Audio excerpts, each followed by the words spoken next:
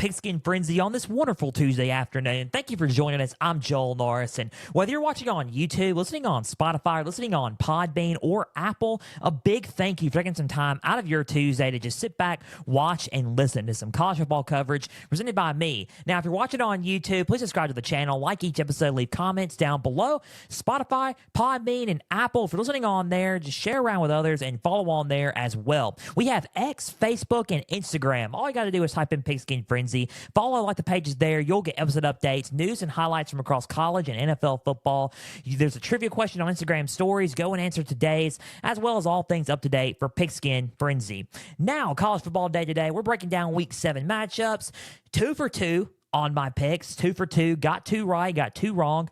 We're definitely going to go into South Bend because that's I want to talk about that game for sure. I also want to talk about the Oregon and Washington matchup. We're also going to break down some Week 8 previewing predictions for the top matches of Week 8, including the game I've been waiting for, Ohio State and Penn State. I've been waiting on that one for quite some time, actually, quite a few weeks. So we're going to break that one down as well. We're also going to go to the polls. Guys, keep plugging into Pigskin Frenzy on YouTube. Like each episode, subscribe to the channel on there. Follow on all the platforms on audio, Podbean, Spotify, Apple. Share around with others on there. And you just keep plugging in on X, Facebook, and Instagram for all things up to date for Pigskin Frenzy. Let's begin.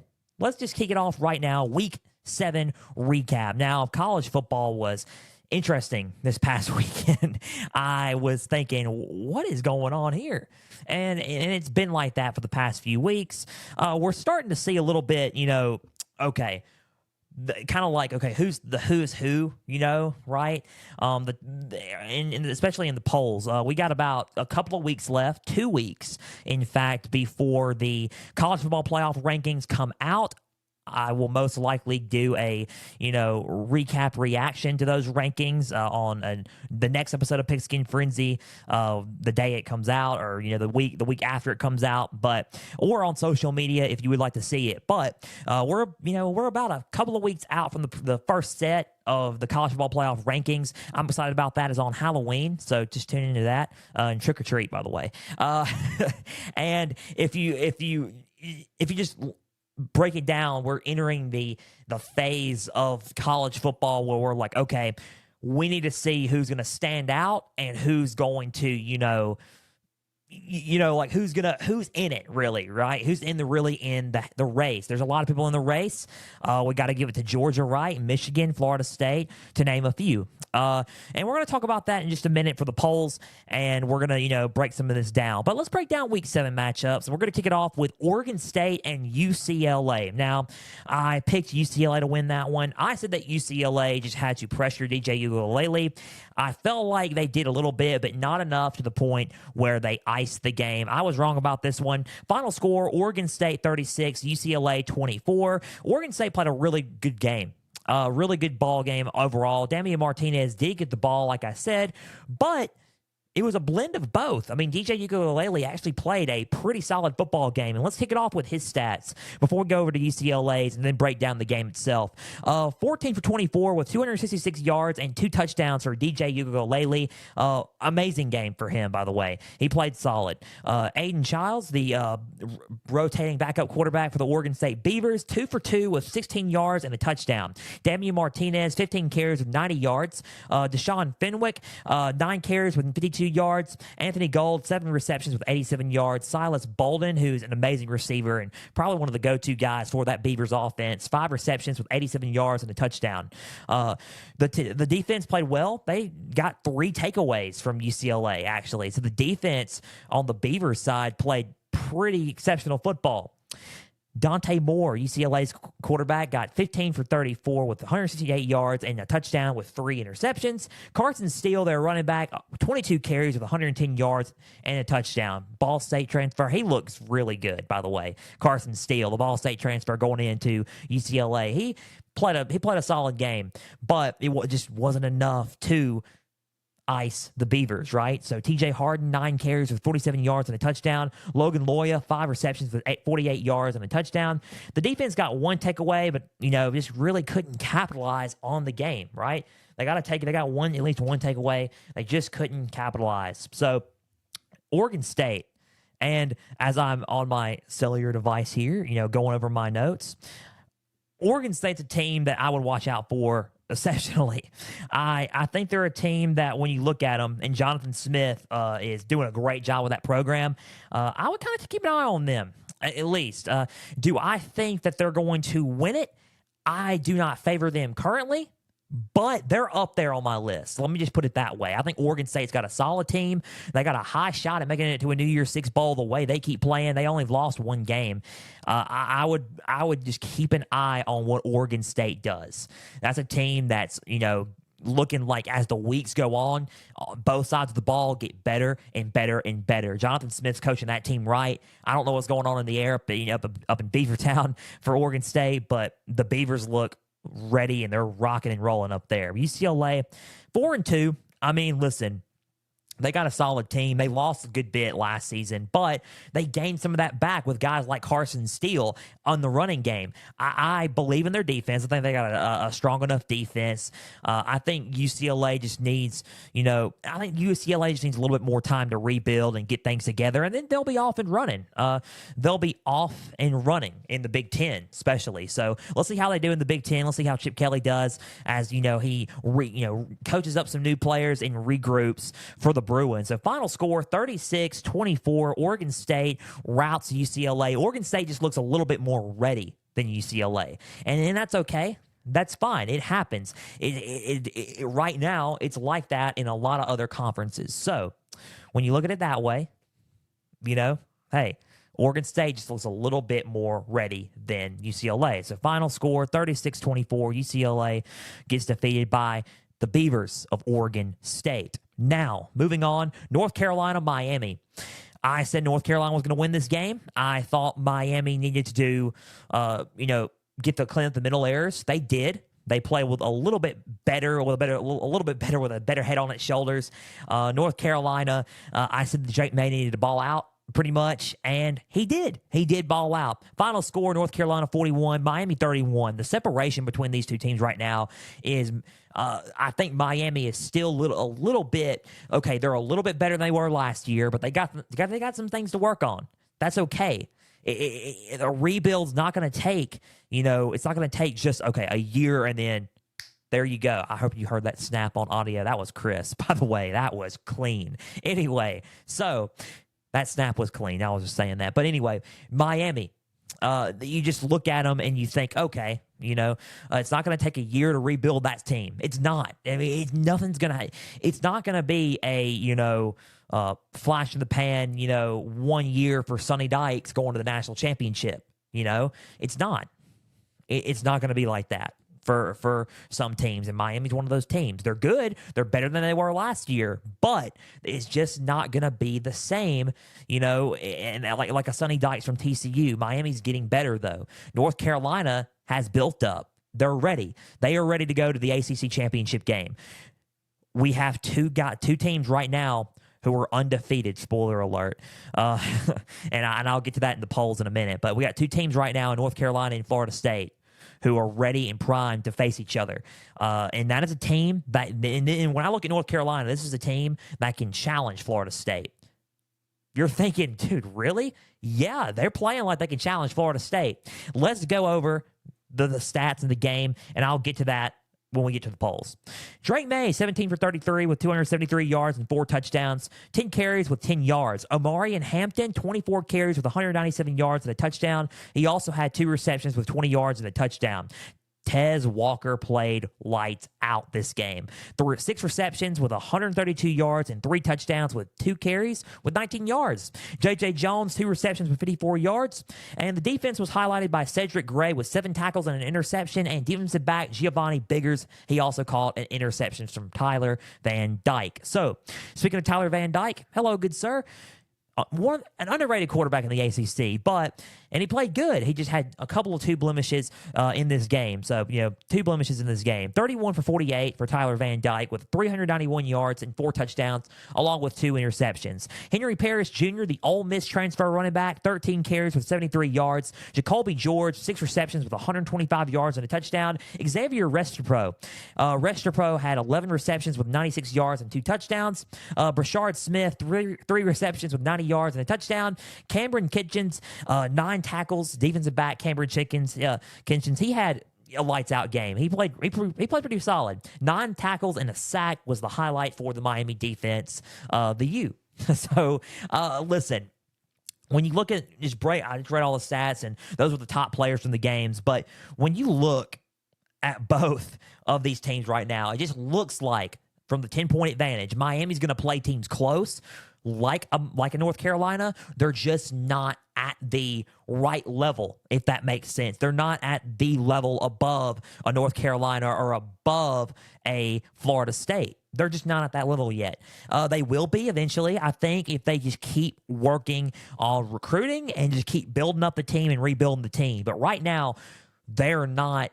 It's not like okay. They've went from the bottom to the middle of the pack right now. So they're at the middle of the pack. They climbed up one at least. I think Miami's got a chance to beat some of these teams, like a Duke maybe, or a Louisville, if they played them right now. But when you look at North Carolina, Florida State, it's not in the cards. It's not in the cards this season. North Carolina is just on another level. Now, North Carolina, they ready. I mean, look, when you got guys like Amarian Hampton, Tez Walker, and Drake May is finally playing at the level and the rhythm that we thought he could play at. It's going to be a battle in Charlotte. And I think that's where we're headed. I honestly think we're headed for a North Carolina and Florida State matchup. I thought Clemson was going to be in it. My projections were busted. I got one projection right, though, Florida State. And Florida State still looking good as ever. When you have guys like Trey Benson, Jordan Travis, Keon Coleman, the Michigan State wide receiver transfer, and Johnny Wilson, along with Jaheim Bell, a South Carolina tight end transfer for Florida State. That offense looks solid, but North Carolina on offense and defense looks solid. If anybody's going to challenge Florida State, it's North Carolina. It's the Tar Heels. So final score, 41-31. North Carolina routes Miami 41-31. Drake May looks good. He was getting into that rhythm, and North Carolina's finally starting to get into that rhythm. Like, you better watch out. Mac Brown's team is coming, and they are coming with a headstrong on their shoulders, heart, passion, and ready to play some football, and they are ready to rock and roll the rest of this season and in the ACC. North Carolina 41, Miami 31. Moving on. Last 2 games before we go to the polls and before we go to Week 8 previews and predictions. Notre Dame and USC. I said USC. And a lot of people were saying, dude, why did you pick USC? A lot of people were saying that. A lot of people were thinking, dude, you picked USC. You're picking USC. Why? I said that now it's not the time yet for USC, but it will be. It will be. I think they're going to get a touchdown to seal the game-winning drive from Caleb Williams. I said, be patient. Be patient. They were telling me to be patient after this game. Final score, Notre Dame 48, USC 20. I dropped the pen, ladies and gentlemen. I dropped the pen. Let me just say this again. Notre Dame 48, USC 20. Let's go with the stats, and then we will talk about these two teams. Sam Hartman, 13 for 20 with 126 yards and 2 touchdowns, 1 carry with 12 yards. Solid in this game. He played good. Joe Montana was proud as, he saw the knuckle touch going into the locker room. Audric Estime, 22 carries with 95 yards and 2 touchdowns. Chris Tyree was the main go-to guy, 2 receptions with 62 yards and a touchdown. Jabron Payne, he called a 4-yard touchdown pass as well. That defense was the biggest part of the game, though. That defense was electric. Linebacker J.T. Bertrand, he had 6 tackles. Defensive back Benjamin Morrison had an interception, but he wasn't the biggest part of the game for this defense. The biggest player for this defense, and you probably already know what I'm going to say, is Xavier Watts. Xavier Watts was an absolute animal on the field for the Irish. Had 2 interceptions and 2 fumbles, with 1 being scooped and scored. They looked solid. They looked really, really good.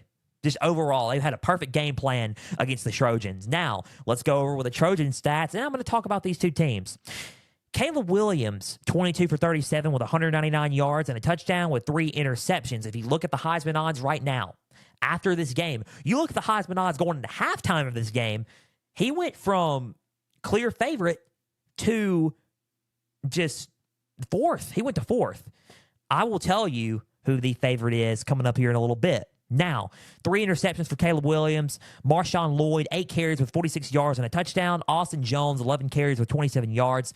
Michael Jackson III, 6 receptions with 51 yards. Brendan Rice, legendary son of, our son of the legendary Hall of Famer wide receiver Jerry Rice. He had 2 receptions with 18 yards and a touchdown. Taj Washington had 4 receptions with 41 yards. And the defense could not do anything against Notre Dame's offense.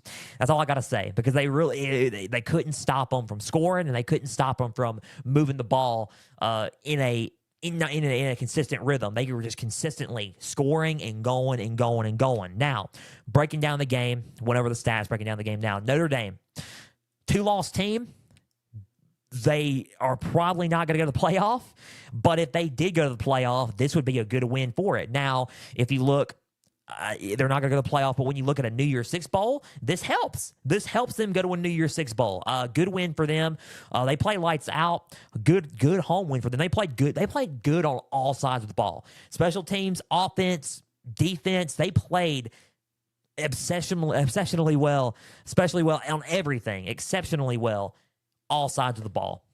There's no other way to put it. Notre Dame just had a perfect game plan. They played lights out against a white-hot USC offense. That defense for sure impressed me, only limiting a defending Heisman Trophy winner who was projected to go back-to-back, in fact, and Caleb Williams. They took the ball away with him 3 times, made him fumble. They were just limiting him to 20 points. That offense led by him, 20 points. That's insane. Notre Dame had the best. They've had the best answer for USC all year. Now, Notre Dame, solid team. They have a lot to play for, especially going into a New Year's Six bowl. Now, what does this mean for USC? They're not out of the woods yet, but I will say this. I will say this about USC, and let's all just huddle around your YouTube. If you're watching on YouTube, huddle around us. Come on, let's have a huddle meeting here. Audio, just turn the volume up. USC, and this is the reason why I'm talking about this. USC's a 1-loss team, but the way I was meaning by be patient, I honestly thought they were going to drop one of the other 2 games. I thought they were going to drop to either, or 3 games even. I thought they were going to drop to either A, Utah, B, Oregon, or C, Washington, or it could be all 3. I don't know. But when I look at it right now, it's worrisome. The reason why that people were dropping USC in the polls is because of the defense. I've said this. You can't just keep on saying, oh, it doesn't count as a conference game, right? You can't say that. Lincoln Riley said that in the press conference the other day. We have a lot to play for still, and they do. They're a 1-loss team, undefeated in Pac-12. They're still up there in the Pac-12 rankings. If y'all go and look at the rankings now, they're still numero uno. They got the most wins in the Pac-12 currently. So they're numero uno in the Pac-12. Second is Washington. So if you look at everything, they are number 1, right? Okay. But you got to play defense against some of these teams. I just don't think they have the defense to do it. I really don't. At this point, it's one of those things that you hope for the other team to somehow mess up, and then USC just capitalizes on that point. That's what you got to hope for if you're a Trojans fan and you're a part of the team. You got to hope for just somebody to mess up, and then USC just scores at this point. And I'm not trying to sound like, oh, this guy doesn't know what he's talking about, but it's the truth. It's the truth. They can't stop anybody, and they haven't stopped anybody. And I think this is why the polls were so against them. They kept dropping them, and they're like, and fans are wondering, why are they dropping us? But at the same time, the reason why they're dropping you is they don't trust USC that much. And Saturday proved that. Saturday proved why they just don't really why people just don't really trust the Trojans. So, I mean, final score 48-20. I say that with a grain of salt, and I said that very hesitantly. 48-20. I was wrong about this one. I've been 50-50 this week for my picks, but this one I got wrong for sure. I thought USC was going to have a shot to win this. They didn't really have a shot at all since the opening snap. USC just ended up it wasn't really a game. So, I mean, it really wasn't a game. And Notre Dame kind of beat them up this game. Take it and learn from it, but let's just try to improve. If you just can. If you can. USC would be a problem for anybody, not just in the Pac-12, anybody, even Notre Dame included, if they had a defense. If they had a defense, this would have been a much closer game. I'm not saying the outcome would have changed, but it would have been a lot closer if the defense got a couple of stops in there. So final score, 48, Notre Dame. USC 20. Notre Dame looking good for a New Year's Six bowl. They look pretty solid. They're the highest-ranked 2-loss team. USC, 1-loss team now, and now we're going to go back to the drawing board. Tough schedule coming up. You got Utah Saturday, Cal next Saturday on the 28th, November 4th. You have Washington November 11th, Oregon and November 18th, UCLA. That is the remainder of their schedule. November 18th, UCLA. I don't know if I said that clearly, but that's the remainder of their schedule. Tough remainder. Tough back half for USC. So let's just see where we go from here with USC. Moving on, last game before we go to the polls and before we conclude today's episode of Pigskin Frenzy with the preview and predictions for Week 8, let's go with the game of the week. I was looking forward to this one. Oregon and Washington. I was ready for this one. I watched it. Back and forth. I thought that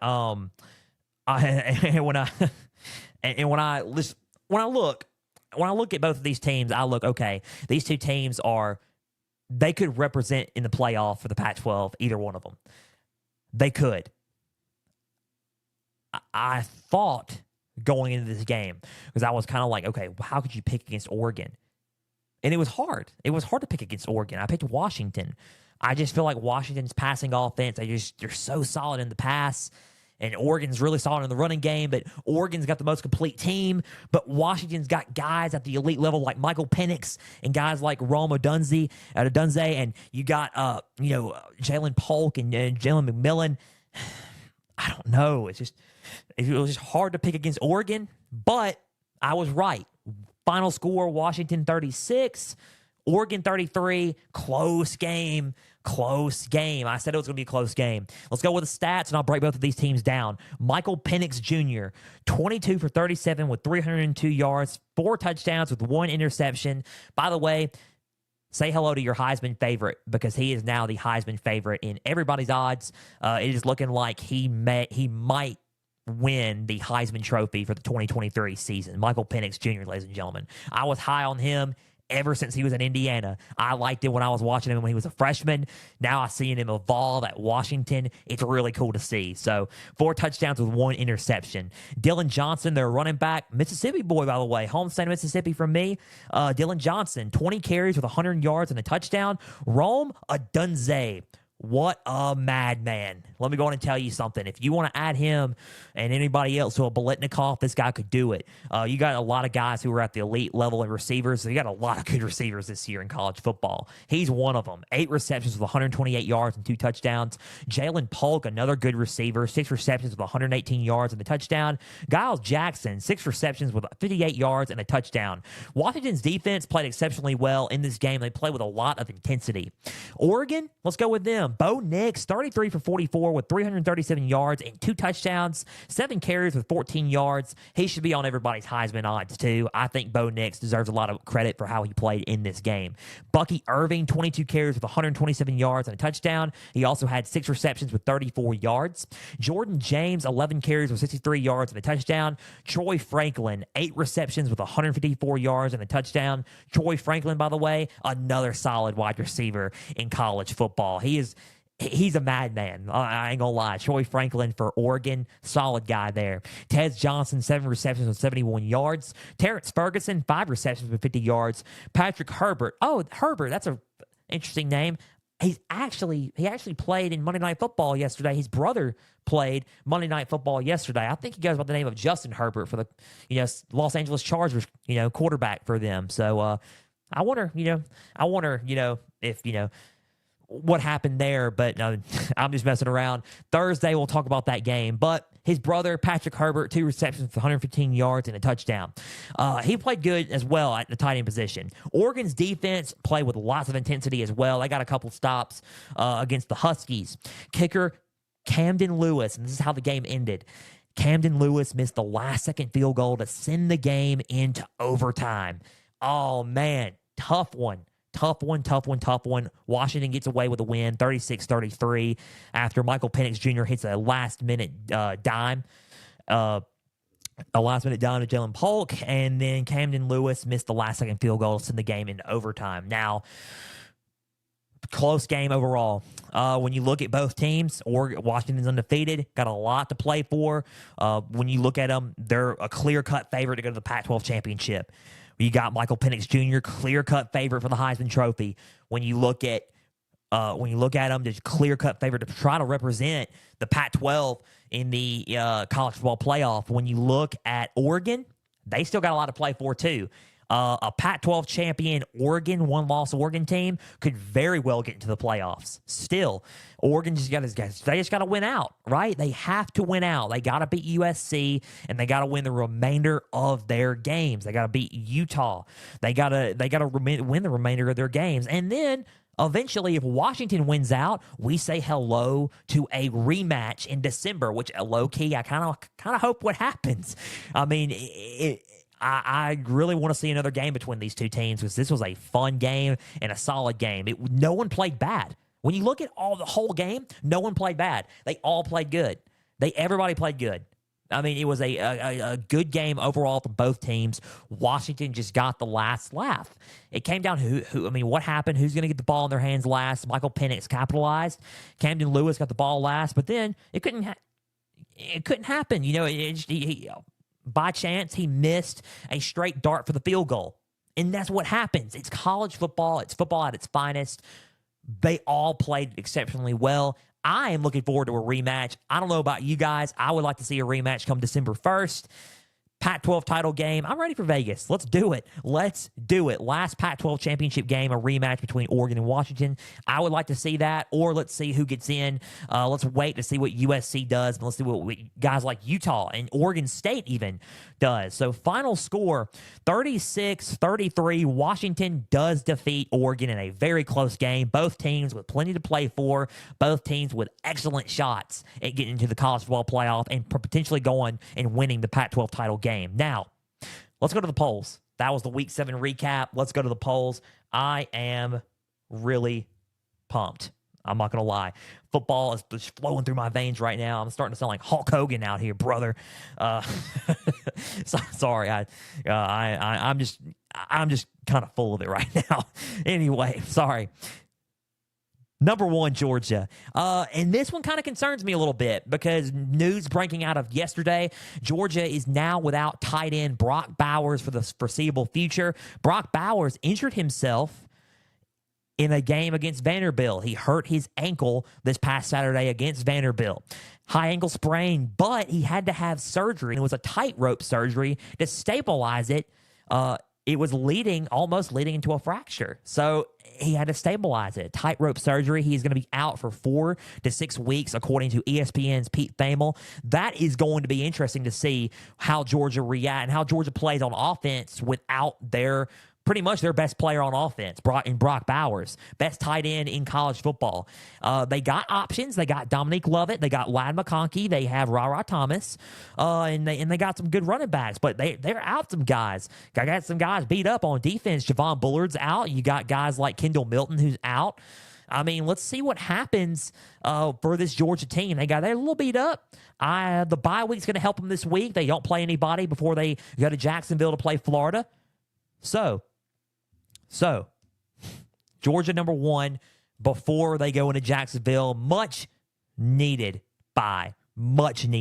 for them. Michigan at number 2. If you want to talk about most complete team in college football, it's looking like Michigan's the most complete team in college football. Number 2, Michigan. They have been blowing out everybody. They are kind of waiting in the wings to see what happens this Saturday between Penn State and Ohio State. Penn State and Michigan play November 11th. Ohio State and Michigan play last week of the regular season, Thanksgiving weekend. Number 3, Ohio State, showdown alert. They're headed to a showdown in Columbus, home game for them against Penn State. We're going to go over that one in a minute. Florida State, They could be very well on upset alert too. They got a game against the Duke Blue Devils in Tallahassee, so let's just keep an eye on that one as well. We're going to go over that one as well. Washington 5, they move up 2 spots from 7 to 8, or 7 to 5 after defeating Oregon in a very tight one. Oklahoma drops 1 spot after being in the bye. Number 6 OU, number 7 Penn State, they play Ohio State that we just mentioned. Texas at 8, they move up 1 spot. Oregon at 9, they drop 1 spot after losing a tough one to Washington. They played well. Don't drop Oregon. They played well. And Oregon does not need to be dropped. They played exceptionally well. Do not drop Oregon from the top 10. Number 10, North Carolina. Hello, Tar Heels. The team that most likely will challenge Florida State in the ACC. Number 10, North Carolina, undefeated, 6-0, bowl eligible. Number 11, and has not budged for the past few weeks, Alabama at 11. They are still at 11. They have not budged. They survived a tough one, a close one against Arkansas. Had them in the first half, but then they kind of let their foot off the gas a tiny bit. Arkansas came back, but they couldn't complete the comeback. 21-24, Alabama over Arkansas at home, but Alabama at 11, let's just keep them there, right? So number 12, Oregon State. They look solid against UCLA. They move up 3 spots. Ole Miss coming from the bye week. Number 13, they play Auburn. And Auburn's coming off of a tough loss against LSU. We're going to go to LSU here in a little bit. But Ole Miss, 13, 5-1. They play Auburn at Auburn. Saturday on ESPN, Saturday night. Utah at 14 had a good win against Cal.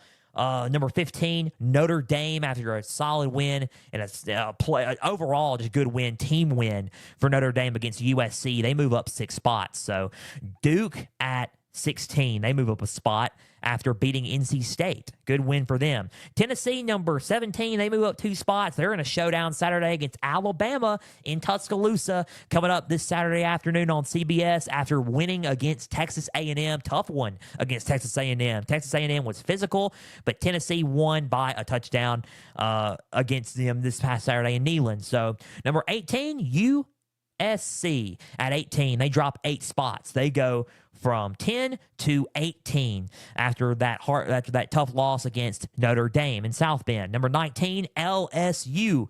They move up 3 spots from 22 to 19. They are in the teens now, and they played a solid game on Auburn, and they surprisingly looked a lot better on defense. They showed out against defense. Granted, Auburn's offense is not the best this season. It's not the best statistically and on paper, and on the field.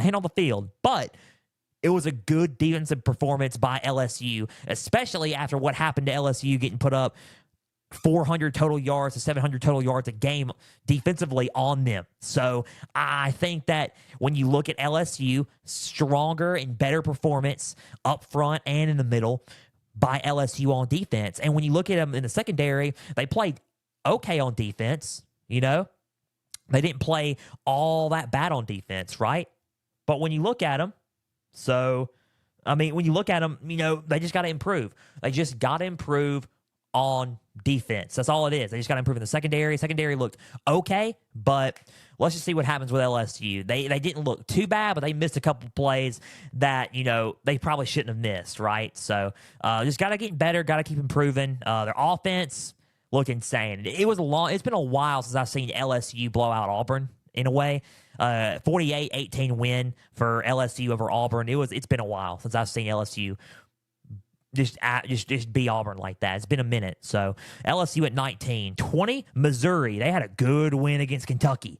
So I would like to see what Mizzou, does here and out. They got some tough games coming up as well. Real quick, going back to LSU, I just mentioned defense. They have a test on defense Saturday against Army, triple option. So this is going to test them for the Army game and to see where they are in the bye week before they have another running test against Alabama on the 4th, the big game there. Number 21, Louisville is 21. They dropped 7 spots. They were 14. They dropped 7 spots. You know why? Because they lost to Pitt. No. A big win over Notre Dame the week prior and go to 14, and then you drop.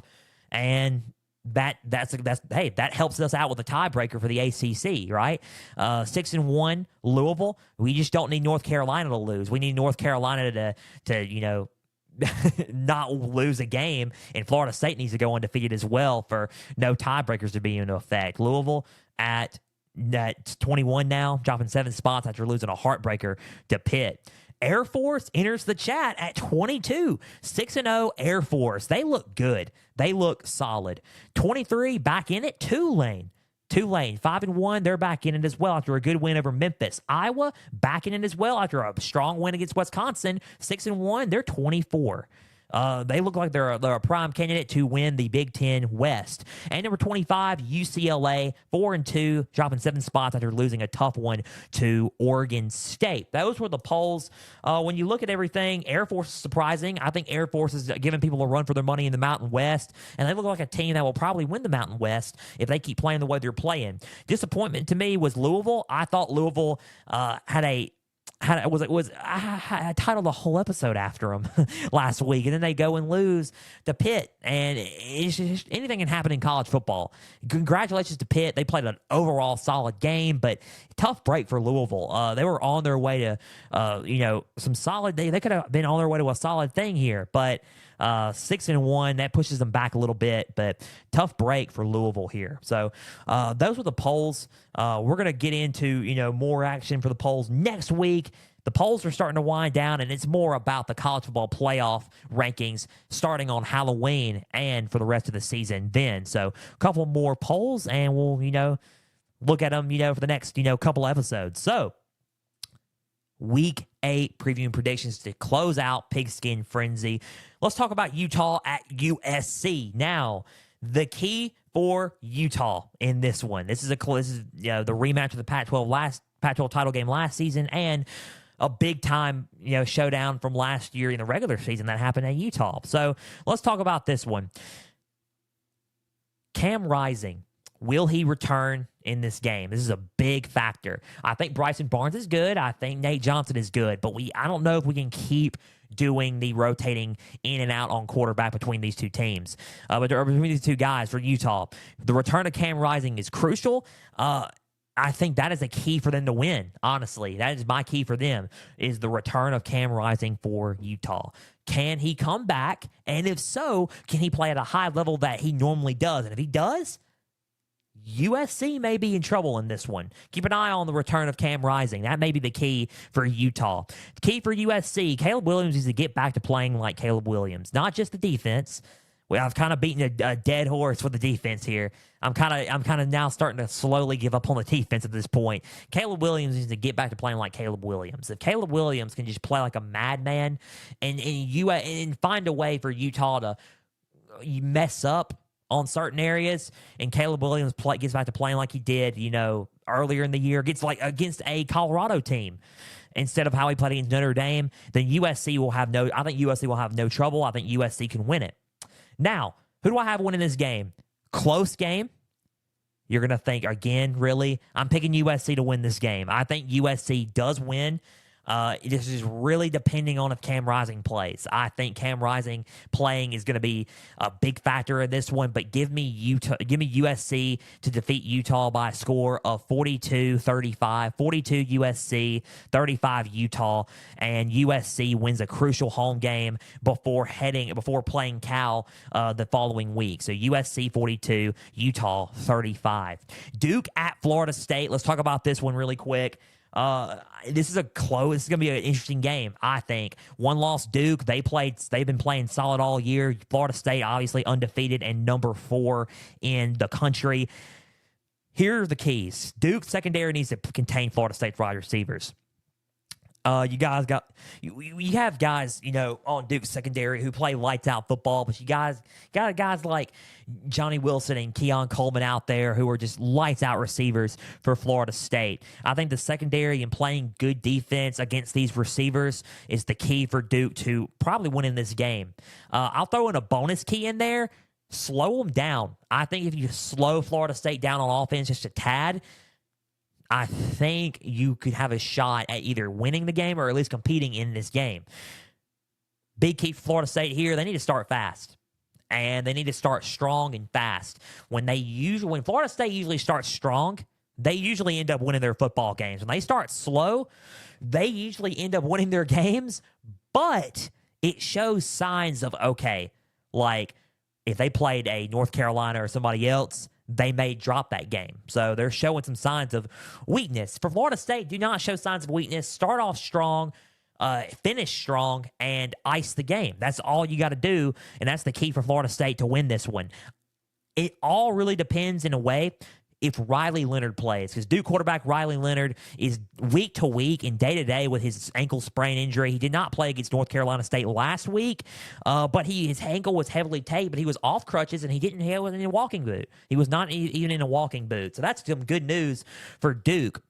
But if he plays, if he does, it's going to be a close game.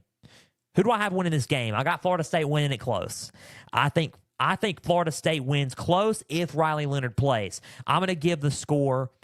If he doesn't play, here's my score. I'm going to lean neutral in the middle.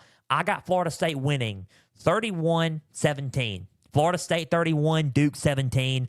I'm high on Duke, but I think Florida State is just a better team, and I think they're ready to show out and go to Charlotte. So Florida State 31, Duke 17, and a good home win for the Seminoles. 2 more games, and here we're going to conclude today's episode of Pigskin Frenzy. Tennessee at Alabama, the third Saturday in October. You got Alabama, sweet home Alabama, where the skies are so blue, Tuscaloosa. And then you got good old Rocky Top coming into town, the classic rivalry now, if you recall from last season. Hendon Hooker and Bryce Young going out is battling each other. I watched that game. I thought that was an intense game. You look at them, it was an insane game. Let's just rewind it and go back and watch it. 52-49 Tennessee. They end up beating Alabama for the first time in so many years in Neyland Stadium. Now, the revenge game and the rematch is happening Saturday with 2 different quarterbacks. Jalen Milroe for Alabama and Joe Milton III for Tennessee. 2:30 kick, CBS. Atmosphere is going to be electric. I can't wait for it. I'm going to watch it. Third Saturday in October. Keys to the game are this. Tennessee's key to win this game and to try to pull off another upset against Alabama in Tuscaloosa on the road, you got to pressure Jalen Milroe. You are at the top of the food chain when it comes to pressuring QBs and sacks. Tennessee is. They're third in sack rates. I don't know if y'all know that. They're third. They're third in sack rates in the conference. I don't know what their FBS records is. I have to go and look at it. But in the SEC, they're third. They're up there. Tennessee knows how to pressure, all right? They know how to apply some pressure defensively. Apply some pressure defensively, and I think that you got a shot at winning the game. For Alabama, pretty simple. And this game is pretty simple ball 101, football 101 here. Alabama's key to winning this, it's a kind of a two-parter. Kind of goes hand in hand. Avoid penalties and run the ball effectively. If you run the ball effectively, like they did against Arkansas late, with Roydell Williams, Jace McClellan, Jen Miller, and Justice Haynes, I think they're going to be fine. I really do. I'm not worried. I wouldn't be too worried if I was a Bama fan. But what worries me is the self-inflicting penalties. I would be kind of worried because there were some penalties late in the game that were kind of unnecessary for Alabama. So I would avoid those penalties and run the ball effectively if I'm Alabama. Who do I have winning this game? Close game. Close game. I think Bama pulls away in the fourth quarter, though. I think Bama pulls away, ices the game, and wins it. They get the revenge on Tennessee. Alabama wins this game. It's going to be I don't think it's going to be as high scoring as it was last season.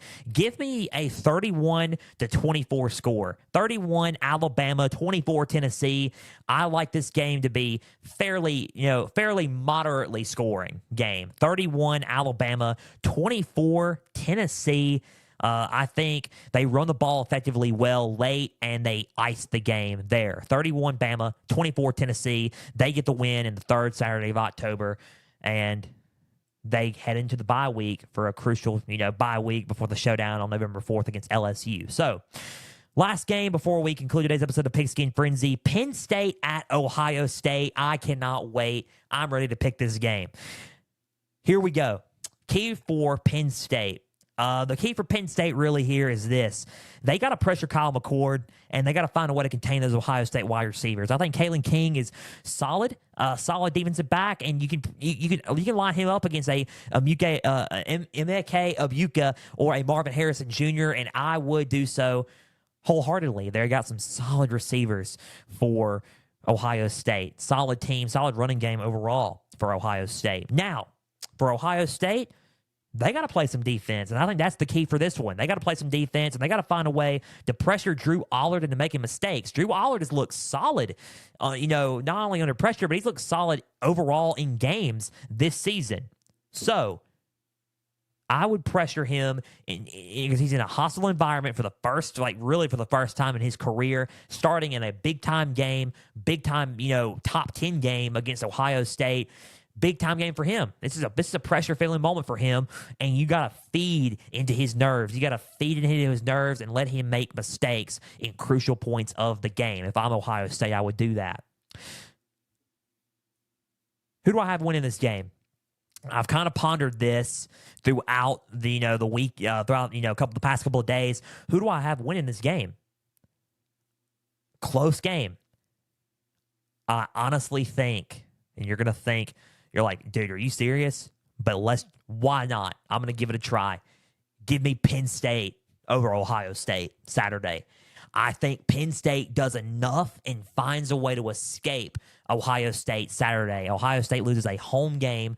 They drop their first game of the year against a tough Penn State Nittany Lions team. This is going to skyrocket Penn State.